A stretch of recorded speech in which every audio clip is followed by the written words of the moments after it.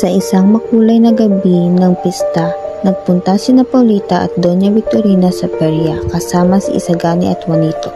Sa kabila ng talino at matayog na pangarap ni Isagani, tila mas naaaliw si Paulita sa mga biro at kayabangan ni Juanito. Ay nako Paulita, bakit mo pa isinaman isang proper at walang kagaya niya? Mas bagay sa iyo isang edukado at kilala sa isang nagkas ni Juanito. Huwag kang pinalado niyo. Kahit si Paulita mismo, alam kong mas gusto niya ay isang masayang kasama. Hindi isang seryosyong makata.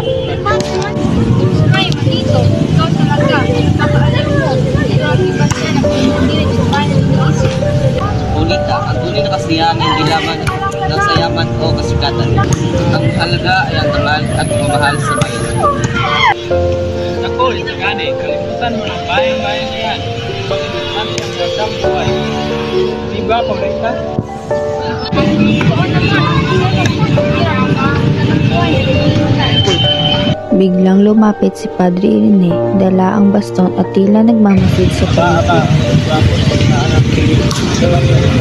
Pinapaniwagan mo na ako ng ito. Dapat ka makita kasi dapat na ako. Isagani,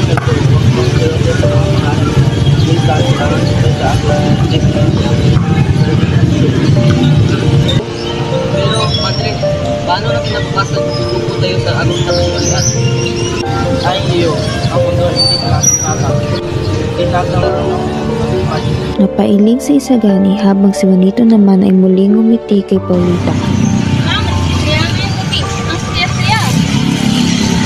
para sa iyo, Paulita, palagi akong magiging masaya. Hindi lahat ng siya ay totoo, Paulita.